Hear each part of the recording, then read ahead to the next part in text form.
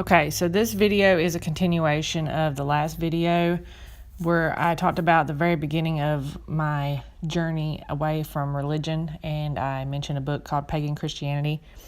And that book just barely went into pagan stuff in the church, the way church is done, basically, the whole the building, the steeple, that kind of thing.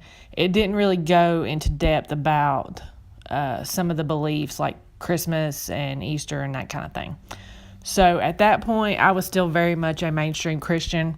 I still believed in the Bible. I still believed pretty much all the major stuff about Christianity. I just had kind of come to the point where I really was getting away from church, the mainstream church environment.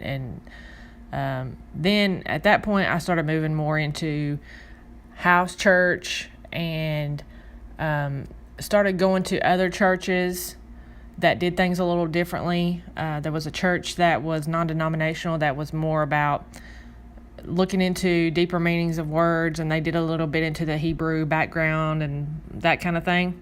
So at this point, I was kind of transitioning between Christianity, and then later I would go into Hebrew roots more fully. I was trying to find the more authentic version of what Christ would have been like and what he would have practiced and believed. I started researching holidays, and not even just Christian holidays, but pretty much everything and the origins of them, and how some of the origins are kind of creepy and weird. And I became very anti-paganism, anti-everything pagan related, or so I thought.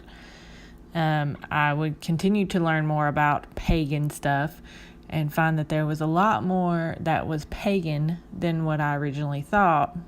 In the next video, I will discuss the transition into Hebrew roots and my time in that little phase and how I got out of that. So stick around.